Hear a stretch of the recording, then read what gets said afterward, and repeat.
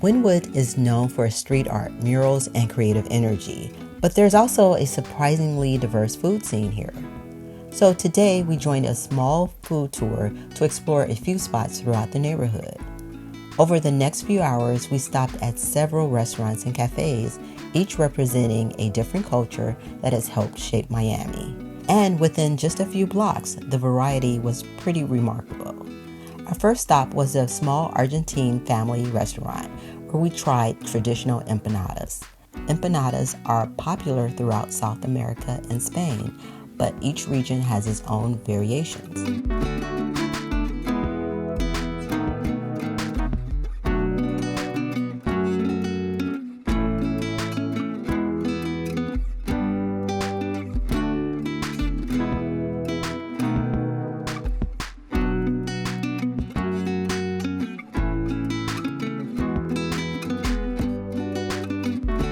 One was filled with beef and the other with potato. I do seem a little hesitant when I eat these because I don't really have the strongest stomach, and I'm a little cautious because I'm a picky eater, but I really wanted to experience this food tour. And one of my main concerns was, am I gonna like it or not? So I did like these. These were actually yummy. These had a light flaky crust with a really flavorful filling. It was a great way to start the tour.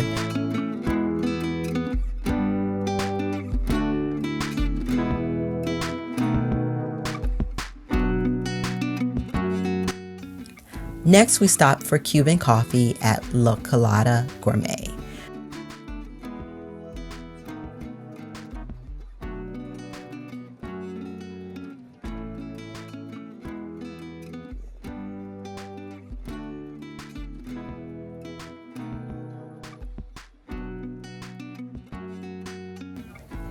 While we were there, we were given a little fried potato patty, and I'm so sorry, I forget the name of it, but it was actually pretty good. It came with a green sauce, and that was actually pretty yummy as well.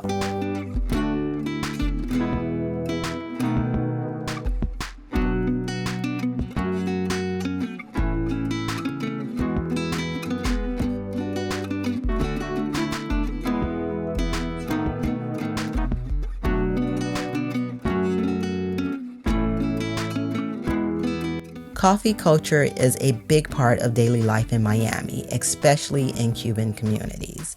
The portions may be small, but the flavor definitely isn't. It's bold, rich, and surprisingly smooth. So that's like the colada with a little bit of milk. And then the café au lait, like in Canada, it's a café con leche. American-sized cup, mostly hot steamy milk, not a cappuccino, no froth, hot steamy milk, and a colada. But they all come with sugar, okay? So those are the three that you'll always see everybody ordering, but the colada is the thing that we do all day long. You'll see what I mean.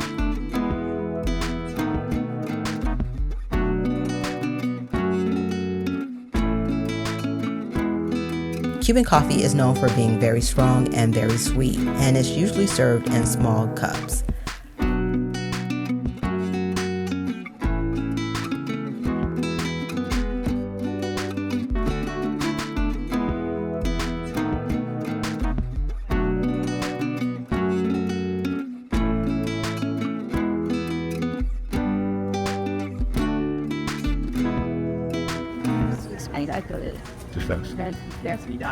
Those three. We're gonna with orange or flavor, and the other one is tres leches. One of them down here.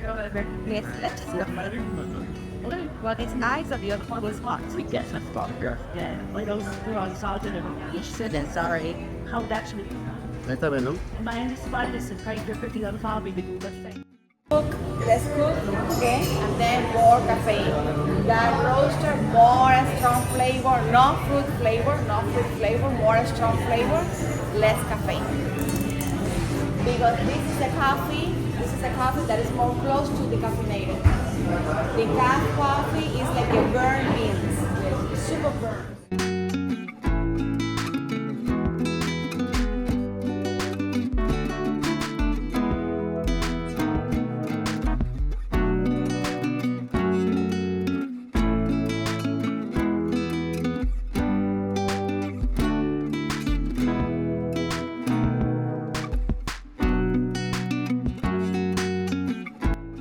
Our next stop was Doggy's Arepa Bar. It's a fun, colorful space that definitely mimics the surrounding neighborhood.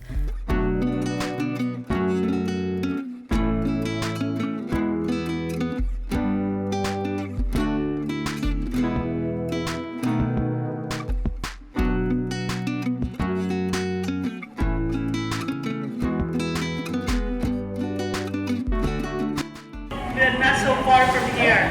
So we know a good arepa. This has chicken that's been slowly cooked here. Also some melted cheese. It's a Cuda style as well. Arepa is corn. So think if you're not familiar with what an arepa is, think of a corn cake. Think of polenta. That's the best way. But if you are Colombian, the arepa is flat. A little hard. We tried a Venezuelan arepa, which is a grilled corn cake filled with chicken. Arepas are a staple in Venezuela and Colombia, and they're usually stuffed with a variety of fillings. This one was crispy on the outside and soft on the inside, which created a really nice contrast in texture.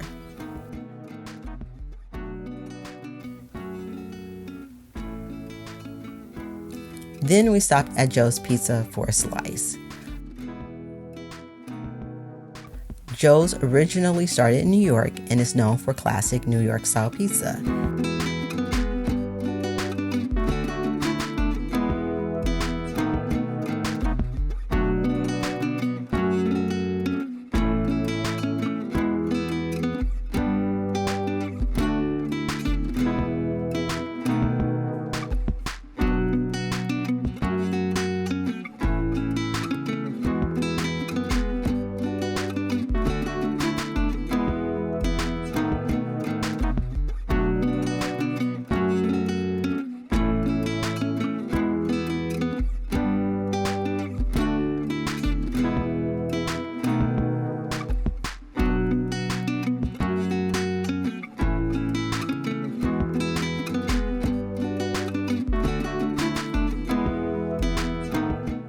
After several smaller tastings, this felt like a much bigger bite, and it ended up being one of the most satisfying stops of the tour.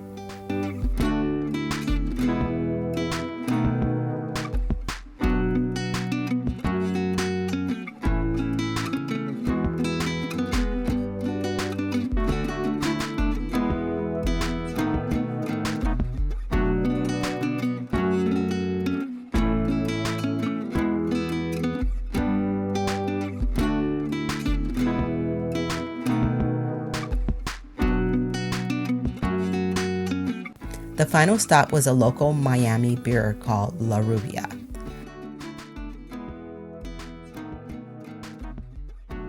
After walking through Wynwood and trying several different foods, it was a nice way to slow down and finish the experience.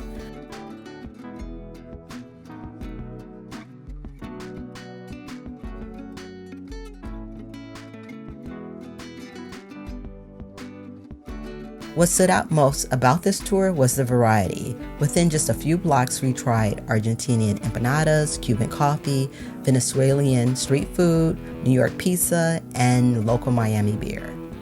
It felt like a small snapshot of cultures that come together in the city. And experiencing it all while walking through Wynwood, surrounded by murals, street art, and constant movement, made the whole experience feel even more layered.